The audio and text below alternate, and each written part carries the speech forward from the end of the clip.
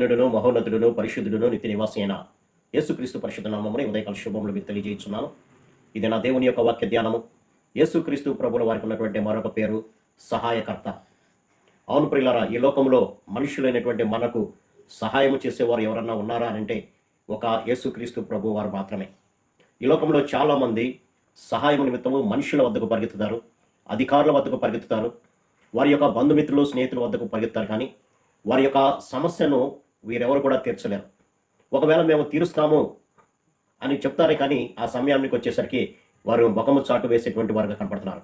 అందుకనే మనుషుల సహాయము వ్యర్థము అని అంటాడు. అలాగే 118వ కీర్తనలో మనం చూస్తే 8వ వచనంలో మనుషులను నమ్ముకున్నట్టు కంటే యెహోవాను ఆశ్రయించడం మేలు, రాజులను నమ్ముకున్నట్టు కంటే యెహోవాను ఆశ్రయించడం మేలు అని అన్నాడు.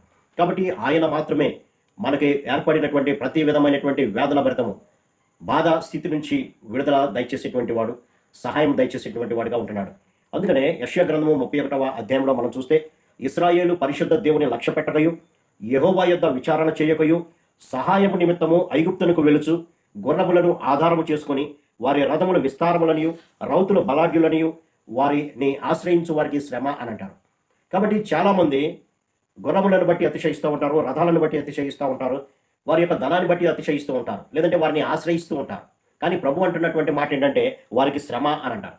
కాబట్టి అటువంటి శ్రమ కలిగించేటువంటి ప్రదేశానికి వెళ్ళి సహాయం కోరే కన్నా దేవుణ్ణి సహాయం కోరడము చాలా ఉత్తమమైనది అని అంటాడు. ఎందుకంటే వాళ్ళు మనుషులే, ఐగుప్తులు మనుషులే కానీ దేవుళ్ళు కాదు, ఐగుప్తీయుల గుర్రములు మాంసమయములే కానీ ఆత్మ కావు.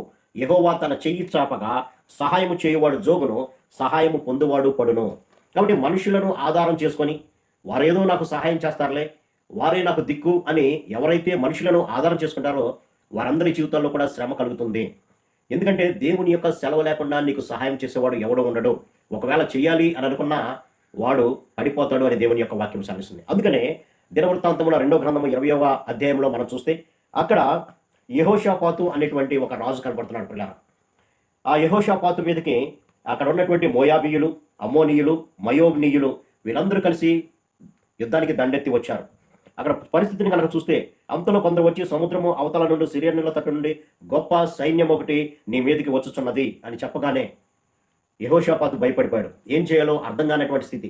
తనకు సమీపంగా ఉన్నటువంటి లేదంటే తనకు సహాయం చేసేటువంటి రాజుల వద్దకు వెళ్ళి మీరు నాకు సహాయం చేయండి అనలేదు. కానీ అతడు చేసినటువంటి పని ఏంటంటే 5వ వచనాన్ని కనుక మనం చూస్తే యెహోషాపాతు యెహోవా మందిరములో క్రొత్త శాల ఎదుట సమాజంగా కూడిన యోధా యెరూషలేము జనుల మధ్య నిలబడి, మా పితరుల దేవా యెహోవా, నీవు ఆకాశమందు దేవుడు అయి ఉన్నావు, అన్య జనుల రాజ్యములను ఏలువాడవు నీవే అని దేవునికి ప్రార్థన చేసినట్లుగా మనం గమనించుకున్నాం. అక్కడ అంటున్నటువంటి మాట, నీవు బాహుబలము గలవాడవు, పరాక్రమము గలవాడు, నిన్ను ఎదిరించడానికి ఎవరికి నీ బలము చాలదు అని దేవుని సన్నిధిలో ప్రార్థన చేసినట్లుగా మనం గమనించవచ్చు. అంతేకాకుండా ఇక 12వ వచనాన్ని కనుక మనం గమనించినట్లయితే, మా దేవా నీవు వారికి తీర్పు తీర్చవా, మా మీదికి వచ్చు ఈ గొప్ప సైన్యముతో యుద్ధము చేయుటకు మాకు శక్తి చాలదు, ఏమి చేయుటకును మాకు తోచదు, నీవే మాకు దిక్కు అని ప్రార్థన చేశాను. ఎంత గొప్ప సహాయం కొరకు యెహోషాపాతు ప్రార్థన చేశాడో గమనించుకున్నారు. అక్కడ గమనిస్తే ఇంకా తమ శిష్యులతోనూ భార్యలతోనూ పిల్లలతోనూ యెహోవా సన్నిధిని నిలవబడి వారు ప్రార్థన చేసినట్టుగా మనం చూడవచ్చు. ఇతరుల సహాయం అడగలేదు, తనకున్నటువంటి బలగం మీద ఆధారపడలేదు, కానీ ఏమీ చేయాలో దిక్కు తోచనటువంటి స్థితిలో ఉన్నాను, నీవే నాకు దిక్కు ప్రభువా అని ప్రార్థన చేయగానే దేవుడు గొప్ప విజయాన్ని అనుగ్రహించినట్టుగా మనం చూడొచ్చుకున్నారు. కాబట్టి సహాయం నిమిత్తం మనం ఎవరి దగ్గరికి వెళ్తున్నామో ఆలోచన చేద్దాం.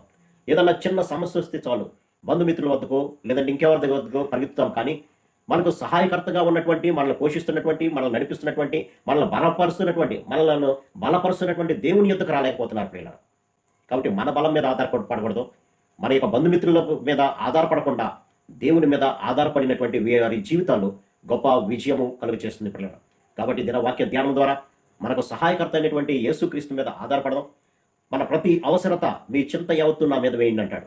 మీ ప్రతి అవసరత కృతజ్ఞతతో నాకు చెప్పండి, నేను మీకు తీర్చాలని వాగ్దానం చేశాడు దేవుడు. కాబట్టి ఇంత మంచి సహాయకర్త ఉండగా మనుషులు ఎందుకు మనకి? కాబట్టి మన యొక్క అనుదిన దైనందిన జీవితంలో ప్రభు మీద ఆధారపడదాం. యెహోషాపాతు ఏ విధంగా అయితే విజయాన్ని సాధించాడో అలాగే మన ఆత్మీయ జీవితంలో కూడా విజయాన్ని సాధిద్దాం. అటు కృపా పరిశుద్ధాత్మ దేవుడు మనందరికీ దయచేయను గాక. ఆమేన్. ప్రార్థన. సర్వశక్తుడా ప్రేమగల మా తండ్రి, మీలాంటి గొప్ప సహాయకర్త ఈ లోకంలో ఎవరూ లేరనేటువంటి సత్యాన్ని ప్రభా యెహోషాపాతు జీవితం ద్వారా మాకు బయలుపరిచారు ప్రభా. అందుని బట్టి మీకు వందనాలు తండ్రి. మా ప్రతి సమస్య, ప్రతి శోధన, ప్రతి ఇరుకు, ప్రతి ఇబ్బందులునైనా మీతో చెప్పుకొని మీ సహాయాన్ని పొంది దాని నుంచి విడుదల పొందినట్లుగా సహాయం దయచేయమని, మనుషుల వైపు చూడకుండానైనా మీ వైపు చూచేటువంటి భాగ్యాన్ని మా అందరికీ దయచేసి మా జీవితంలో ప్రతి సమస్యను ప్రభా ఎదుర్కోవడానికి కావాల్సిన శక్తిని దయచేయమని యేసు నామమున వేడుకుంటున్నాం తండ్రి. ఆమేన్. God bless you.